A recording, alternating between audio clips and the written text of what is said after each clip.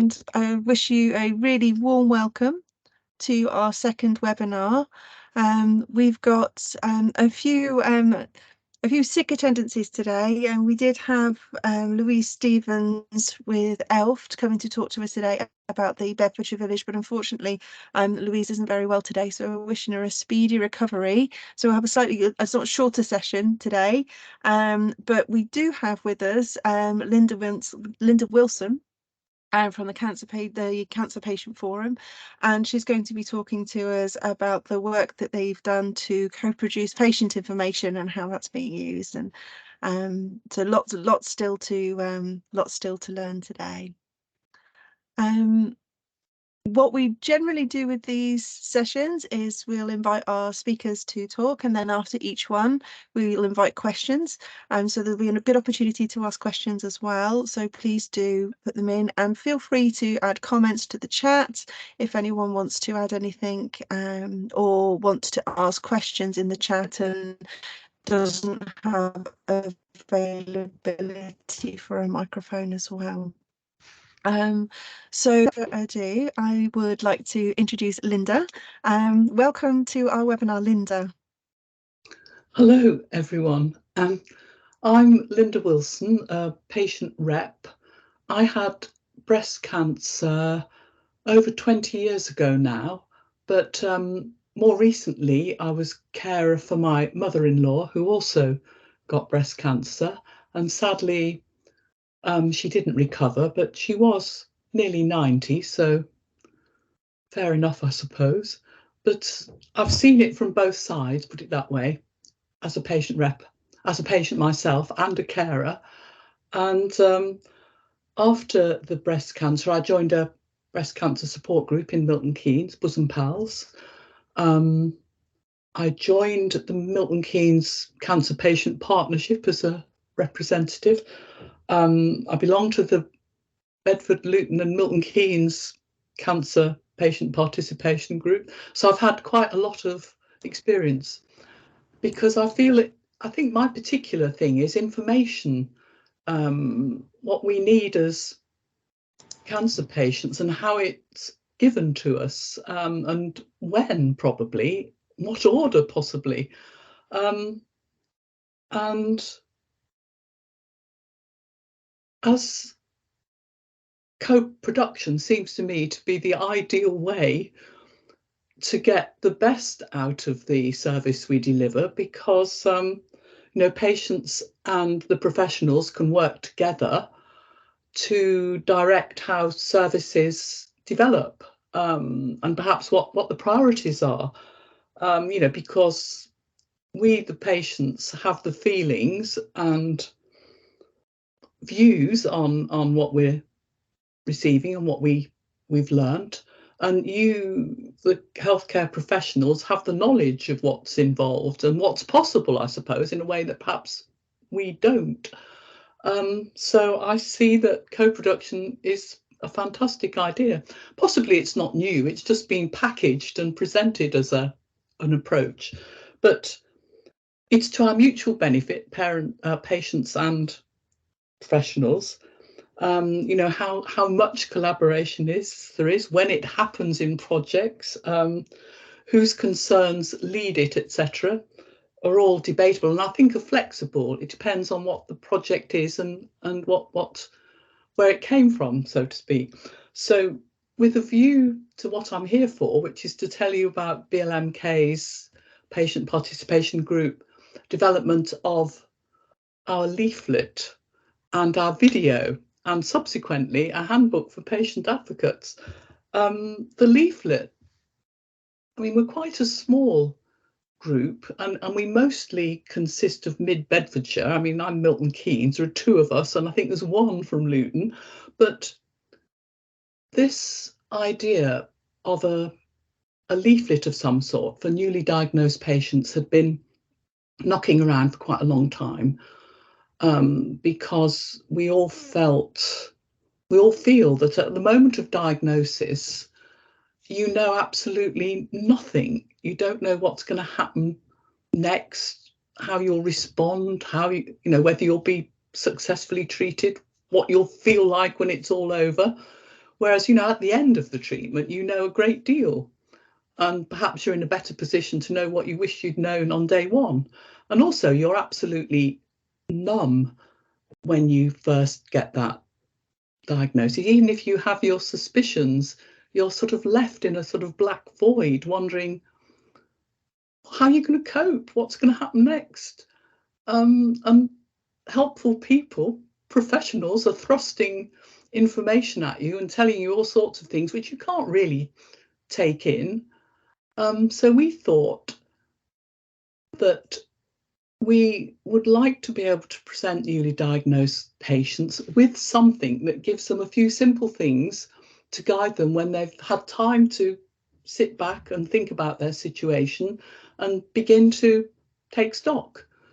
And Pat Latimer, who would have been here today, but she's a nurse and she's working on a Wednesday. She was carer for her mother who had breast cancer.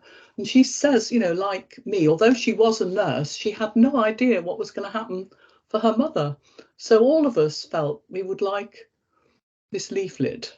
Mid-Beds had started the idea. They'd got a few rough ideas, mostly an intro.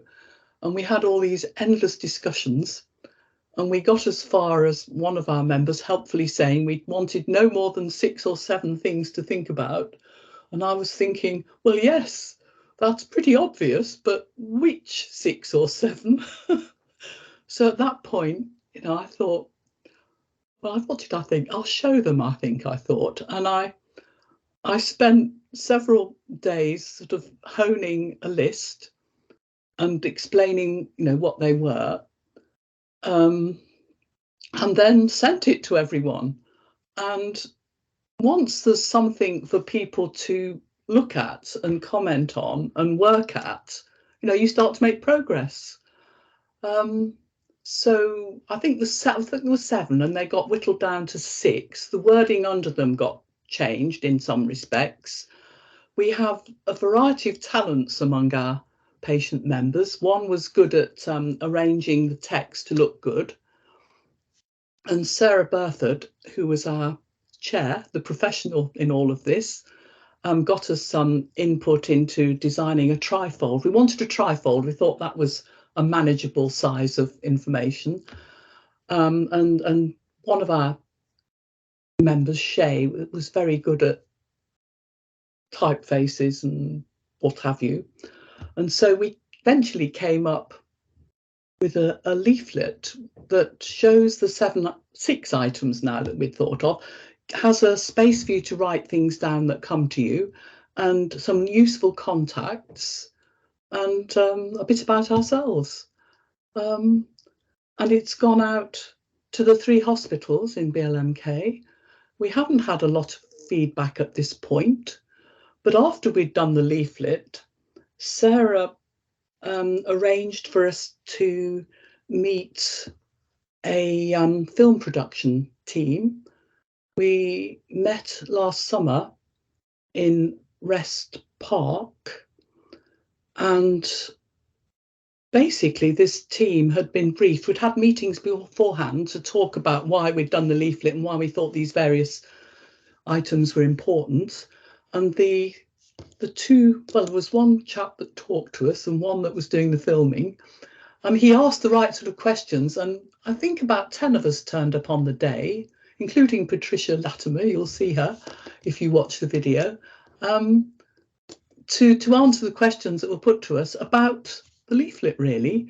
And they very cleverly put together a video which explains in a personal way our thoughts for the leaflet, and which is on the Bedford Luton Milton Keynes cancer website, and which has had quite a lot of feedback favourable. So I suppose you can't say job done because it's never done, but we've made a step in the direction of trying to orientate patients better at the start of their cancer journey, to use that overworked word. So is this the point to show them the leaflet, Rachel?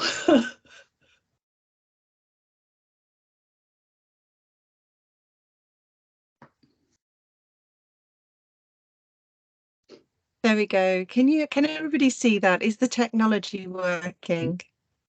Yes. Perfect.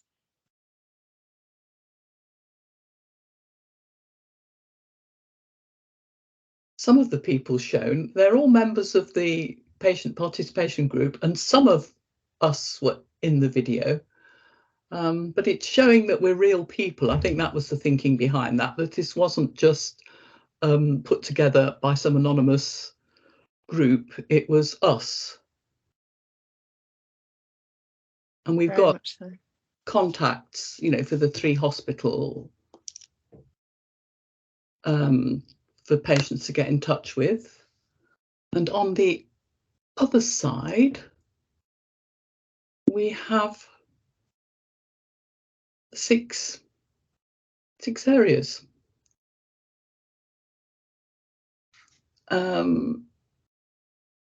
It all looked much better once it was put into the different typefaces and the different colourings. It looked far more, I don't know, focused. I thought the result was good. We've crammed quite a lot in there in what we hope is a simple way. You can't quite, can you see? I can't see the top bit, but there's an introduction in the green box on the top left. And some hints at the bottom in green boxes. This is the limits of screen sharing. The limits of the screen. I've also got on the slide the handbook, I think, and I might have been able to put the video on there, Linda, for you. Oh, yes, This was your handbook, wasn't it? This is our latest production. It's only just come out, but this is several chapters on the various aspects of being a patient rep, the experiences, the things you might have to cope with, experience in taking over the role, with a view to encouraging more people to take on patient repship, because you don't have to be a medical expert or anything. You just have to feel as a patient and be interested in putting forward views that will help patients and staff design services to suit.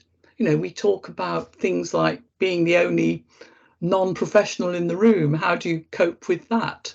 How do you cope with not knowing all the details about the technical stuff that will be discussed? And there's quite a few chapters. They were reviewed by professionals who added their little piece at the end of each chapter. And that's very new. We haven't had any feedback yet, but hopefully if it can be put out towards possible patient reps, there might be more of them, because I think that's one impression I've had over the years, that there aren't enough of us. Just a few of us find ourselves appearing on all sorts of different patient professional groups, and perhaps it would be good to have a wider spread.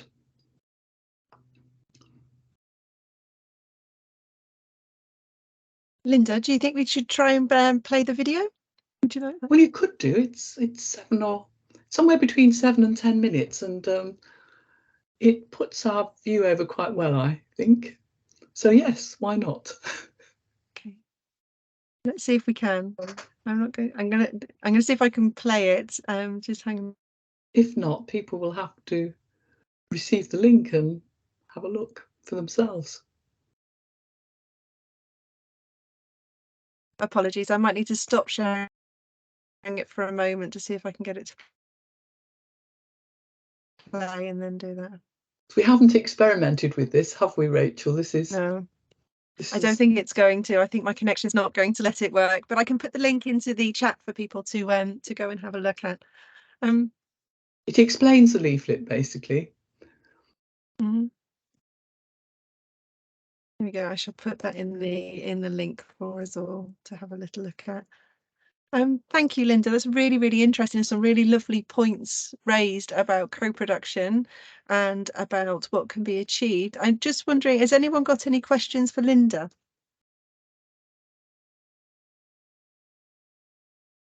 Oh, Daniel. Hi, Linda. Hi. Thank you for your presentation today. So I work within the area of learning disabilities and autism. Yeah. The data I have suggests that people with learning disabilities and autism are less likely to receive cancer screening compared to the rest of the population. So for local figures, I've got 19% less likely for bowel cancer, 14% less likely for breast cancer, and 5% less likely for cervical cancer screening. My question to you is, do we have any do we have any cancer screening promotional material in easy read format? Well, not that I would know of, actually. Obviously, when you're trying to reach what they call the hard to reach groups, you need to put perhaps the information a different way, or perhaps take the service to them. I'm not sure. I know that the East of England were working on equalities issues, as is National Health Service England, I think, but I don't know what they've come up with. You know, because some in Milton Keynes, which is a relatively wealthy area, breast screening turn up is far less than I thought it would be. It's only about 75%, and you do wonder why people don't go. It's not always just that they don't know about it or understand it. There's sometimes a barrier or a reluctance to go.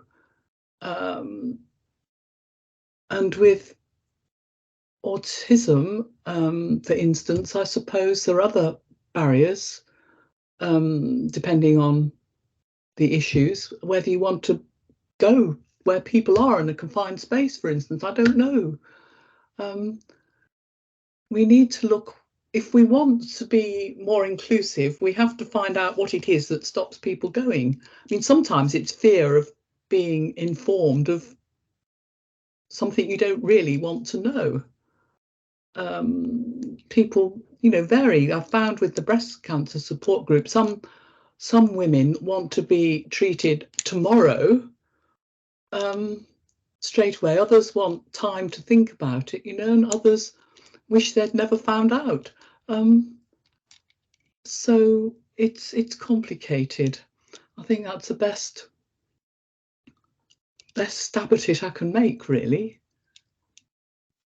Okay, I'll research for more information independently. Thank you, Linda. There somewhere, but it's probably scattered.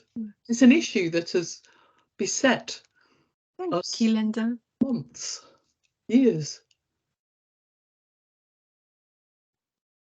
Thank you. I'm wondering if there's something about connecting the patient forum groups, sort of the cancer patient forum and the autism forum groups, to understand if the materials that have been produced by the cancer patient forum could then be translated into easy read versions, Daniel. Okay, sounds good. I can look into that. Thank you. East of England might, their patient forum might have something, but I mean, patients are being asked to work on the language of leaflets and emails, etc., letters, all the time. It's you need specialist knowledge, perhaps, of what language appeals to which groups. Because we find if you use too much jargon, it can act as a barrier that prevents people from going into healthcare, particularly with learning disabilities. So it's a case of how do we express sort of the importance of breast cancer screening in layman's terms and in a way which is simple to understand. So I'll look for more campaign material, and thank you for your insight today. Can I just say to that too? I mean, Thank you, Daniel. Too simple. Oh yes, of course you can, Linda. If you make it too simple, some people feel patronised and put off because of that. It's so tricky. Perhaps we need to be more tolerant, but to find the balance. Yes, yeah. Perhaps we need multiple leaflets aimed at different groups, and perhaps visual presentations would work better. Anyway, over to you, Rachel.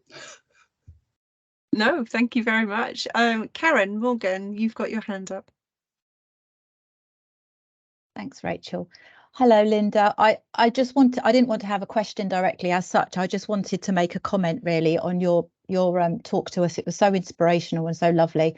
I just wanted to share a little bit really that my mum had a cancer journey. It wasn't breast cancer, it was a different cancer. She had a cancer journey and sort of 18 months, 2 years ago, and sadly she didn't survive it.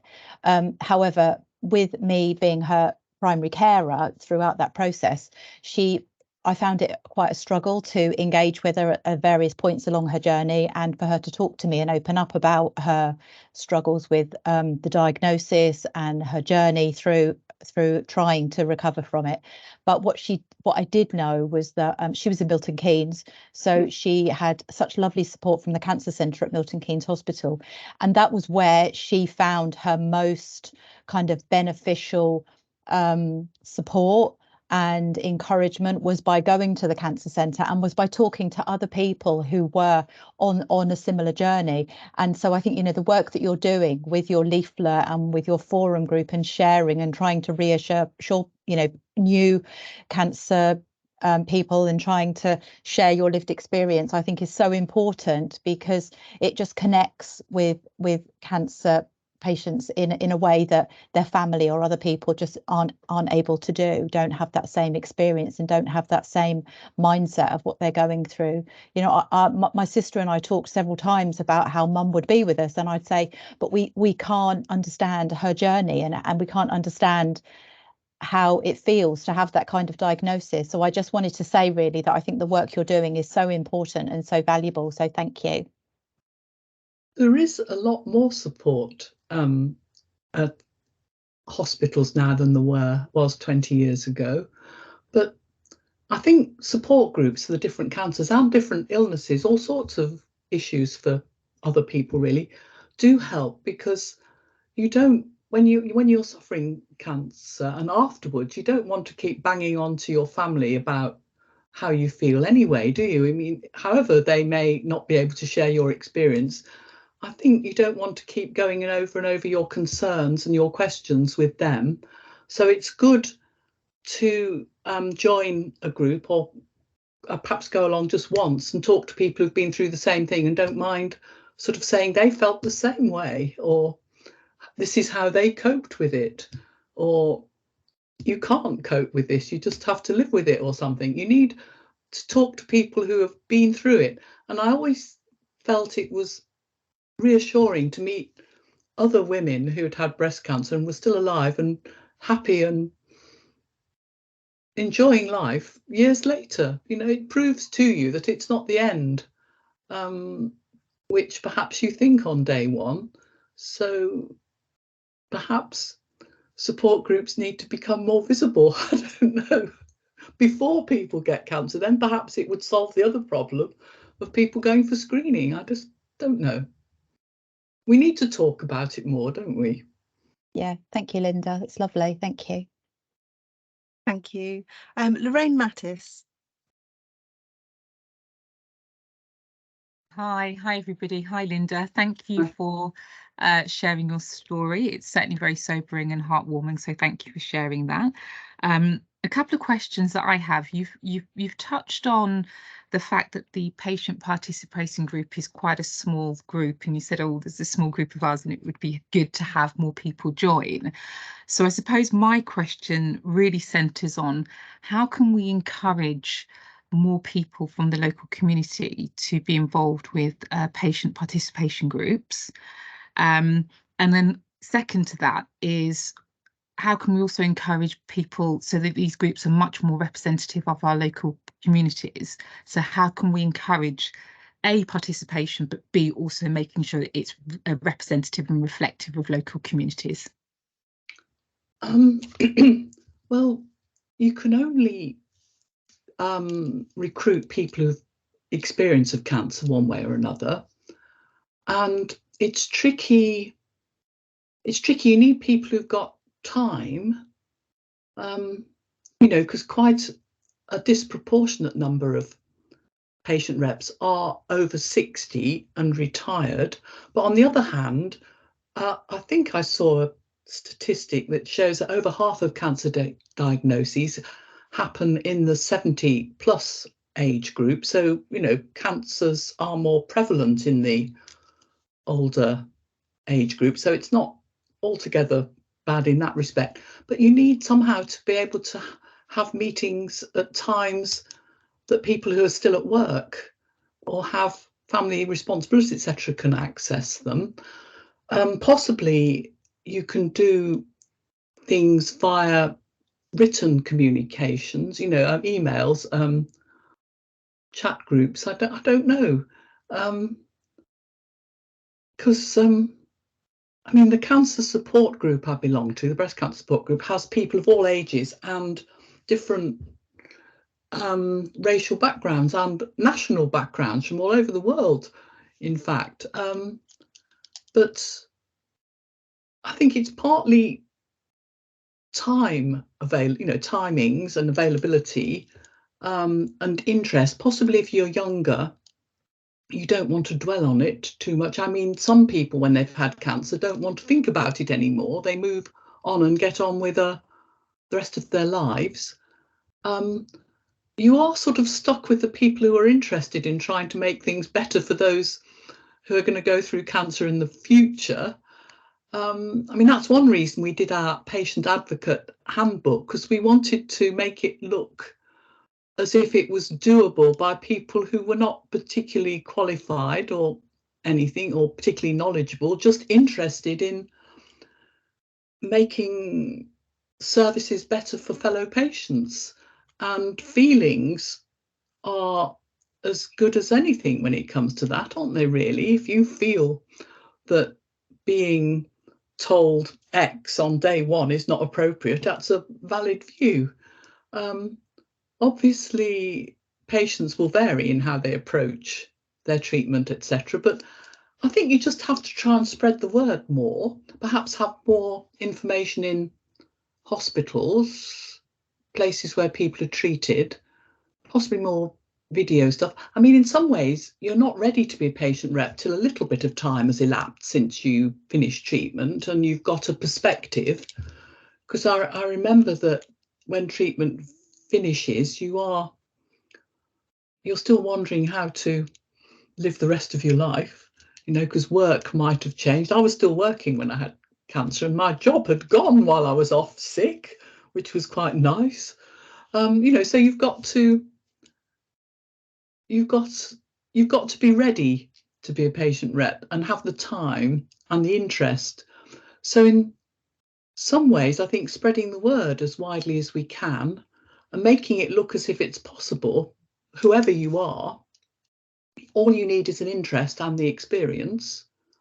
And possibly you don't want to be too self-centered as a patient rep. You've got to think, you know, how other people might feel. So you've got to move beyond your own treatment to look at the wider issue. And that's one thing in a support group. You meet people who've approached it and lived afterwards in different ways.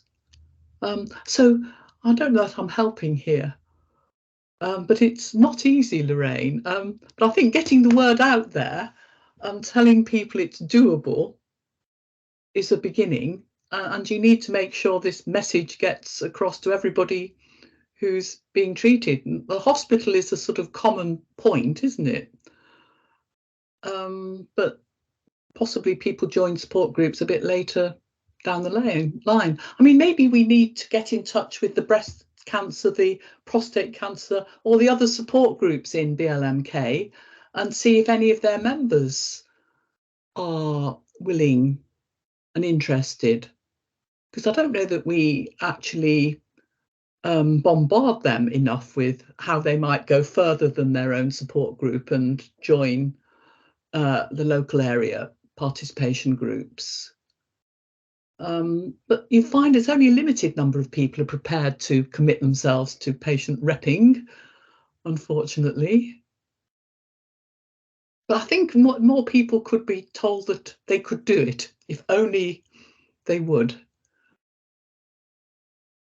That's really helpful. Thank you. I think you've touched on some key points there about time.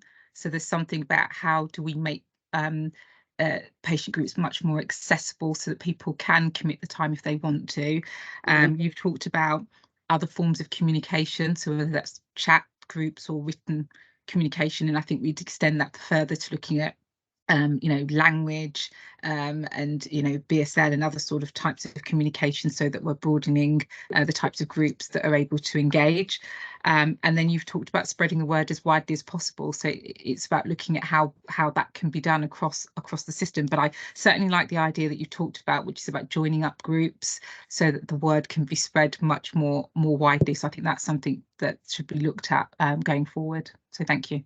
Yeah, I think support groups, encourage people to join support groups, and then encourage people in support groups to think about being a patient rep in a wider group for starters. And then when we've milked that as much as we can, we'll have to look further afield still.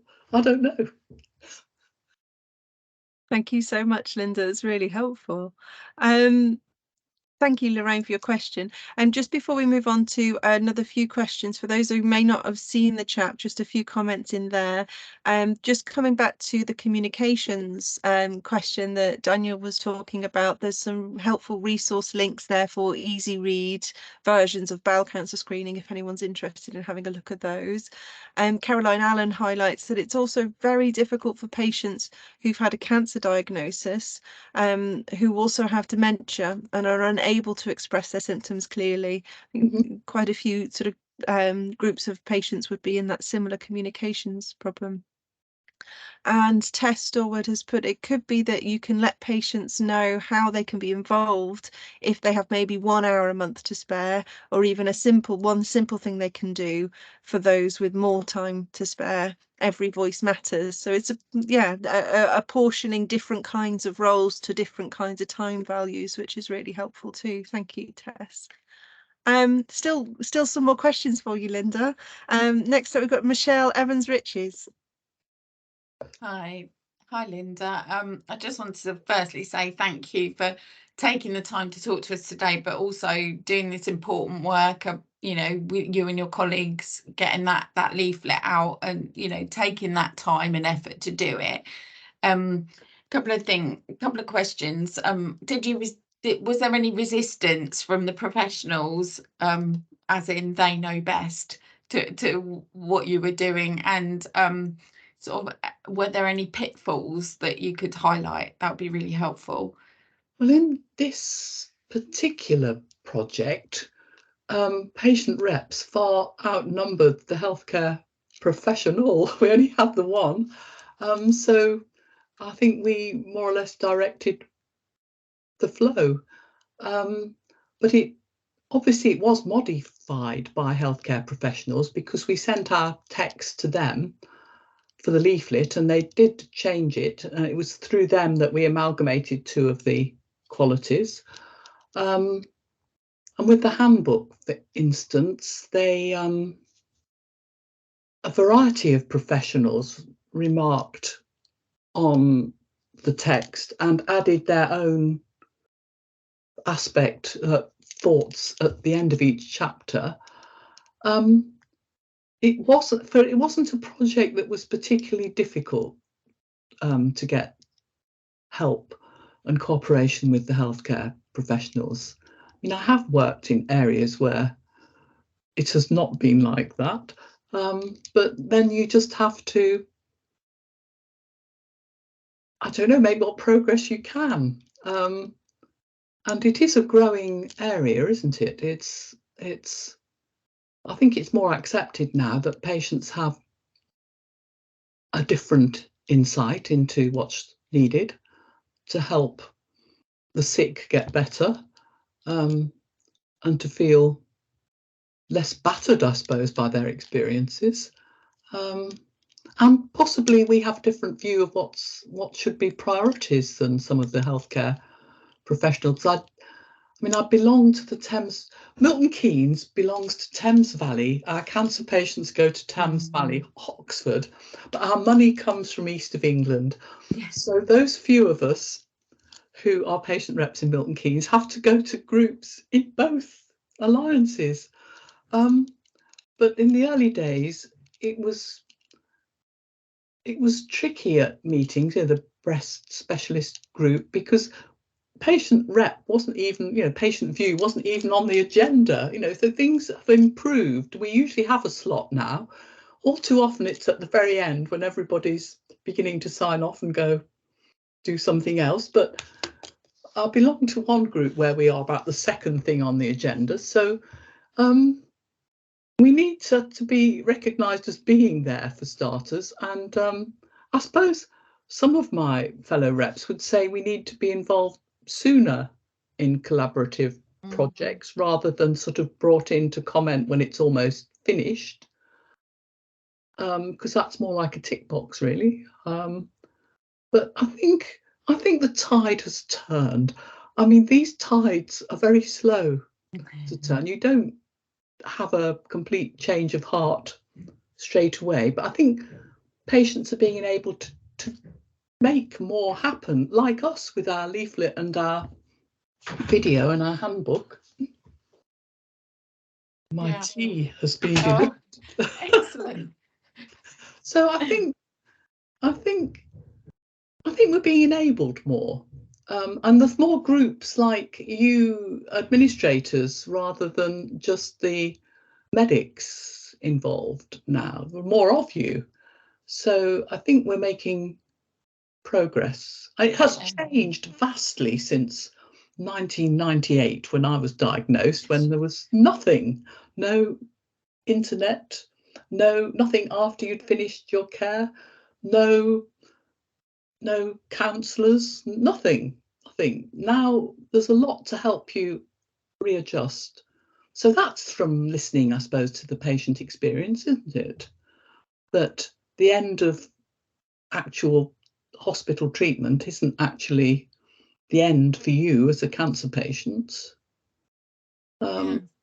So I think you're right, and I think it would be a miss. So I work quite closely with the voluntary sector as well, and I think it's the onus is on us to go to established groups that are already there. And one of the things in the chat was about patients with dementia and whether we could go to carers as well as the patients themselves, who often can articulate things for for their loved ones or whatever. And going back to what Lorraine said, I know Rachel's working on a remuneration arrangement to help people that would need to catch a bus to a group if it was face to face, or recompense them for their time, etc. To try and get that representative group to have involvement. So, but I really commend you, Linda, for everything you've done. I think it's great. We did cover remuneration and the financial and time costs in our advocate handbook, because it is a sort of elephant in the room, isn't it? Because that's the other thing with communicating with people. We don't always allow for some people not having very good eyesight or hearing, because I can speak from experience there, because I was extremely short-sighted. I'm only a teeny bit now, and I had cataracts, and it's all been corrected, but I couldn't read shiny paper presented leaflets because the reflections and very small with my sort of lenses. I don't think sometimes we realise that what we're presenting, which looks perfectly legible or appropriate to us, perhaps misses quite a lot of the population, and remembering that a lot of cancer patients are in the older age group, and there's death, dementia, as you said, they're confused and they wouldn't focus on that sort of information. But we've got a carers support group in Milton Keynes, so there are carers as a group that can be approached. Health Watch. Absolutely. It's just, I suppose, identifying where the most progress can be made. Good points. Good points there, Linda. Sean Pither, I think you've got your hand up next. I have. Hello, Linda. Thank you for today. It's been really interesting listening to you. One of the things that you said earlier, you said about being a patient in a room full of clinicians and being the only patient. And I was just wondering, is there anything that when we're doing things like this that we need to really be aware of on the patient side of things to make them more comfortable, to be able to speak their mind, to be truthful and not be intimidated? Because I can imagine if you're the only patient sitting with a load of clinicians, it must be very intimidating. And actually, one might think they just actually, I don't think I can say that because it might upset them or whatever. Just wondering if there's anything that you thought would make patients feel more comfortable when speaking. Well, in the special cancer groups, it's quite easy to point to the use of jargon and technical terms as making life difficult. And you can be reluctant to ask too many times to have it translated. Acronyms and it happens actually when you're a patient being diagnosed, the use of technical terms, when you would really want your condition explained in plain English. I think it's the use of language really, and being, I suppose, ignored or not on the agenda.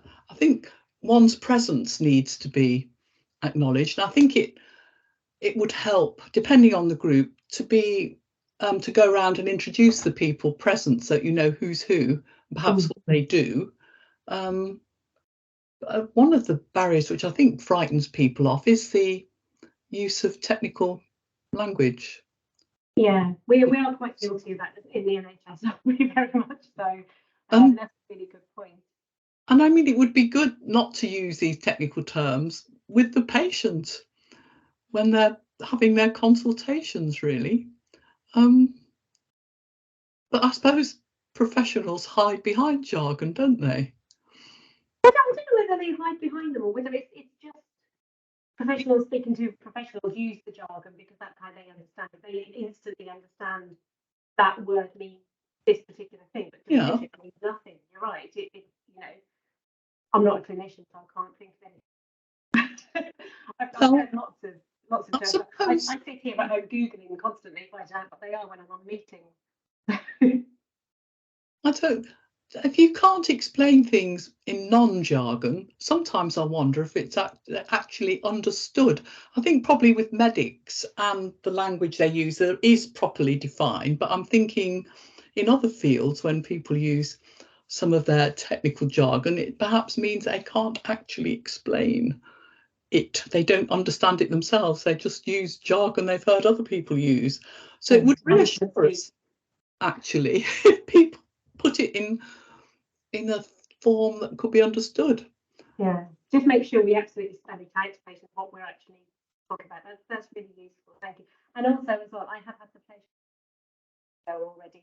It did make me cry. It's a really, really powerful video. So thank you for all your energy that you.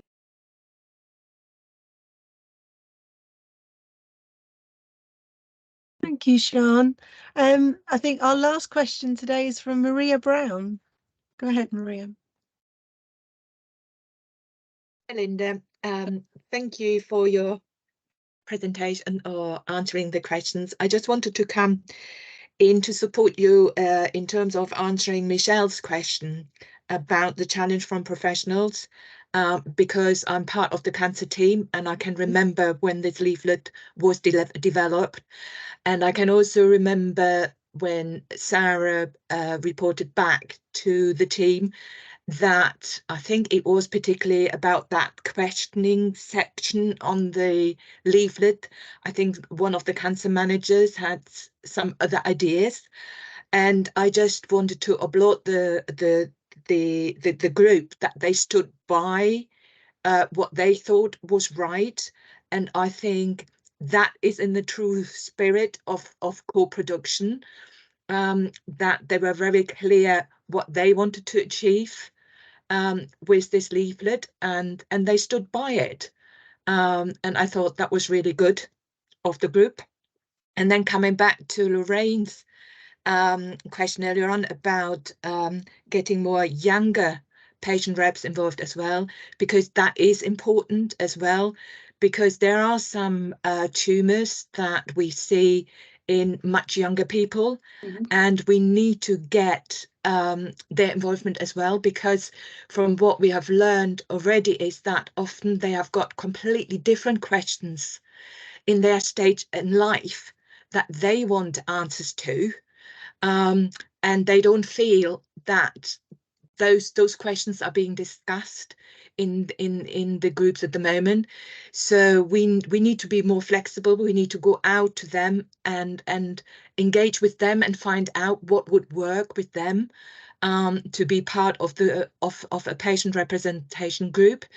And I think what Lorraine said earlier on then, in terms of our approach, the way we interact with each other, we just need to be mindful that it works for that group of people as well, because it is important that we get their input in future co-productions as well. But well done, Linda. It's a really important piece of work that you have delivered and that you are still working on to develop even further, and that is great, really great news. Thank you. Can I just say, I suppose now we've got Zoom and Teams, it could be possible to reach different populations, different age groups more easily than when they had to meet face to face. And we could also exploit sort of email contact, couldn't we, or some sort of social media group where younger people who have to work or have childcare responsibilities, etc., could have a voice. Because I think one thing the pandemic's shown us is that you can communicate successfully without actually travelling halfway across the area to a face-to-face meeting. I know face-to-face is better in many respects, but you know, we developed our leaflet whilst we were on Teams.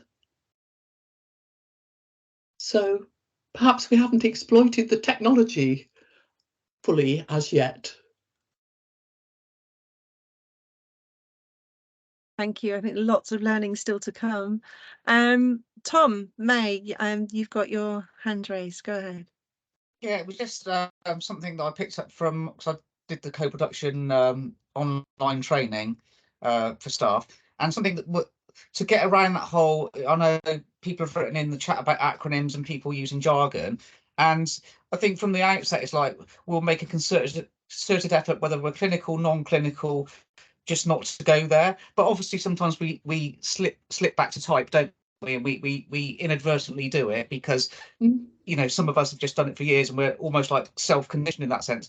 But yeah, the tutor for that, you know, at the beginning said, look, we're going to try and speak plain English, and if we don't, we're going to have a game of bingo. And he actually said, call me out. So if he used anything that was acronym or too technical, we were on Teams, you just type in the chat bingo. He then has to stop and explain himself, and it's a bit of a game, and it makes light of it, and you're not being nasty, but it makes people think, I don't want to trip up, and then it gives you the permission to put your hand up as many times as you like, because they've, you know, people have all said, and it doesn't just have to be from the health, you know, the clinicians, anyone can use jargon, so it goes both ways, I think, and I find that really interesting, and I called bingo twice.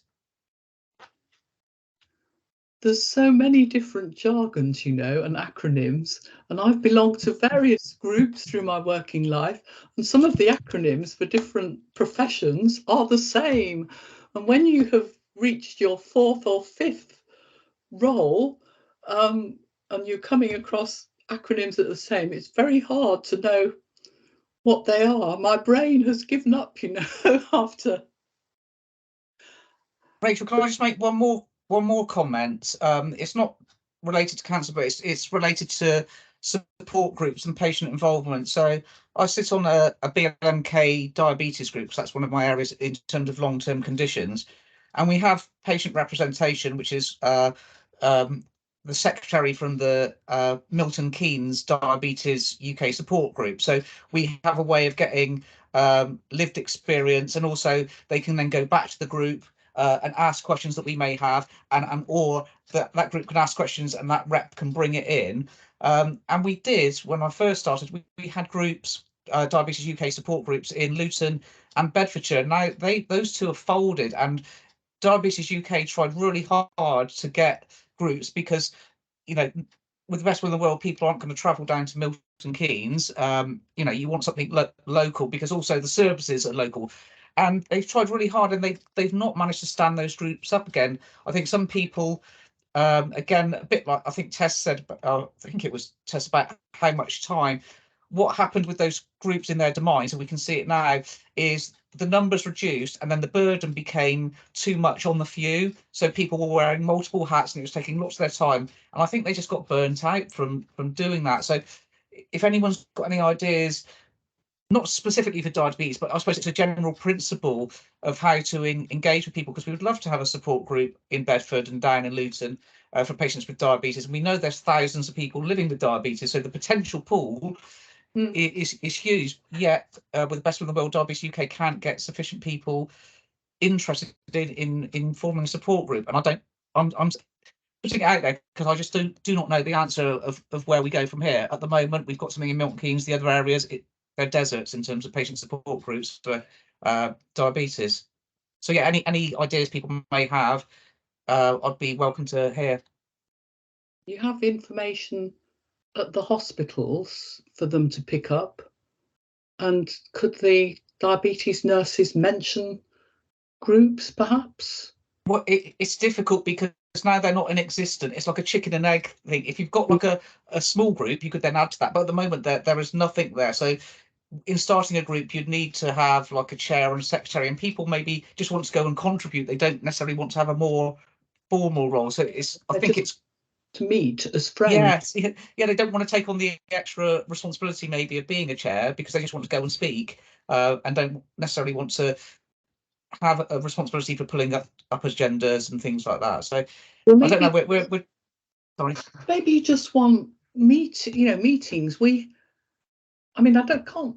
Bosom Pals has been going for 30 years now, but we've had our moments when there's been hardly anybody coming to meetings. We have 2 meetings a month now, one in the afternoon at John Lewis's restaurant, actually, tea and cake, and people just come and talk. There's no structure as such. And then we have an evening meeting where someone comes to talk and present a subject to us, but then subgroups can sort of meet. But we hit upon giving operated upon breast patients a little goodie bag to take away with them after the operation, with a few little useful things, notebook and lip salve, that sort of thing, and our leaflet, and a sort of thank you card. And if they want to say thank you, and we do recruit a few that way. Not a lot. I mean, 250 plus are treated in Milton Keynes per year, but we only get 10 at the most join us. But you somehow need to have your website or your phone number before them at the point they're interacting with the hospital. I say we came up with the goodie bag idea, but we used to have our leaflet in GP surgeries and all over the place before. It's an up and down thing, because we could survive without our formal structure, but we did choose to become a registered charity. But you don't have to. I don't know why it is, but we were down to about 7 members at most coming to meetings at one point, and we thought we should give up. But we came up with our scheme, and numbers have grown. But it's tricky, because I don't know that people realise that talking to other people with the same problem is reassuring. It's not depressing. I think perhaps people think they're going to be depressed to meet other people with problems, but it's not like that at all. So don't give up would be my try every avenue. Local radio. We've been on local radio on occasion. Thank you, Linda. They're really helpful suggestions. I'd just like to add to that, Tom, that for example, the maternity network of Maternity Voices partnerships across the country is very well supported and a very good model, but it needs to be financially and pastorally supported by the system and healthcare professionals as well. ELF have another very good model of having patient experience leads or engagement leads in each particular healthcare area, responsible specifically for recruiting patient experience members who want to contribute. But so it needs that continual input. And I would agree with you that when you have a group and the burden becomes too heavy on the few, you do see a lot of burnout, and it is very difficult and does impact on who can participate as well. Because if you're working and have to work and you have limited amount of time to give, you'll never be able to offer the amount of time perhaps that somebody else can't, who isn't reliant on those finances, as it were. So as a system, we're working on that, and as the in the ICB, in my role, I'm working to try and pull together our systems to be able to support those kind of things. But again, change does take time as well. So I'm definitely happy to chat if you would like to discuss at any further point. We've come to a close, and I would like to extend the warmest of thanks to Linda for joining us today and sharing her experiences and knowledge, and really offering some inspirational advice about patient participation and how that feels and how that works, and the good that that can do. So thank you so much, Linda, for joining us today. Thank you for all your wonderful questions as well. They've been really really helpful and very really helpful for everybody's learning as well. And we're going to be back again now on the 31st of May, and where we will be kicking off Patient Participation Week with our next webinar. So really looking forward to that, and we hope to see you all very soon on the 31st of May. Thank you very much, everybody.